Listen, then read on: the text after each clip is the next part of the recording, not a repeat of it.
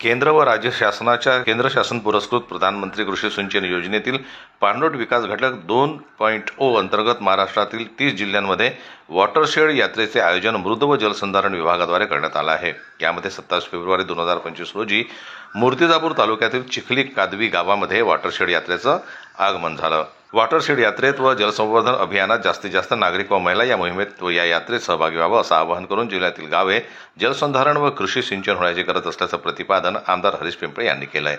आमदार हरीश पिंपळे यांनी या यात्रेला भेट दिली। यावेळी मृद व जलसंधारण विभागाचे कार्यकारी अभियंता अमोल मस्कर व उपविभागीय जलसंधारण अधिकारी सचिन वानरे, मंगेश काळे, गावचे सरपंच किशोर राऊत तसेच ग्रामविकास अधिकारी व्ही.बी. मळावी, तालुका कृषी अधिकारी विठ्ठल गोरे उपस्थित होते। आमदार हरीश पिंपळे यांनी वॉटरशेड रथाचं पूजन व हिरवी झेंडे दाखवून वॉटरशेड यात्रेची सुरुवात केली। महापुरुषांच्या प्रतिमेचं पूजन करून कार्यक्रमाची सुरुवात करण्यात आली। मृद व जलसंवर्धन करीन आणि कर्मयोगी गाडगे बाबा यांना नमन करतो।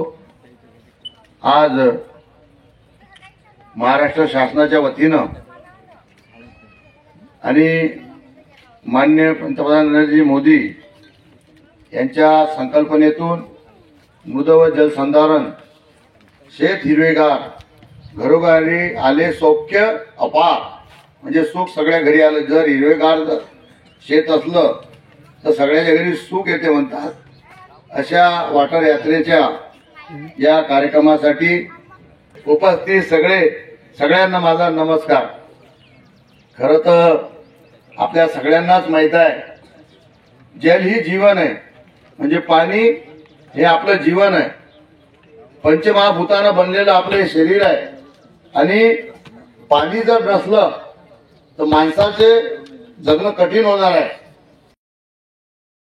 प्रधानमंत्री कृषी सिंचन योजना व पाणलोट विकास घटक 2.0 अंतर्गत वॉटरशेड यात्रेची परिपूर्ण माहिती व कार्यक्रमाचे प्रास्ताविक जिल्हा संधारण अमोल मस्कर यांनी दिली। वॉटरशेड यात्रा निमित्त विविध स्पर्धा घेण्यात आल्या होत्या। त्याचे बक्षीस वितरण व पाणलोट योद्धा व धरणीताई यांचा गौरव आमदार हरीश पिंपळे व उपस्थित मान्यवरांच्या हस्ते करण्यात आला।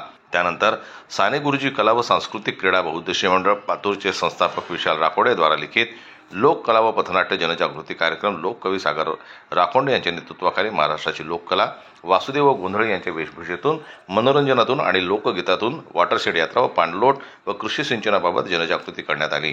पाणलोट क्षेत्र प्रकल्पामध्ये उत्कृष्ट काम करणाऱ्या नागरिक व महिलांना पाणलोट योद्धा व धरणीताई म्हणून निवड करण्यात येते, अशी माहिती गावातील उपस्थित सर्व नागरिकांना देण्यात आली। कार्यक्रमाचा समारोप हा मृद व जलसंवर्धनाची शपथ घेऊन व उपस्थित मान्यवरांच्या हस्ते वृक्षारोपण करून कार्यक्रमाची सांगता करण्यात आली। संजय उमक, जनमत लाईव्ह न्यूज, अकोला।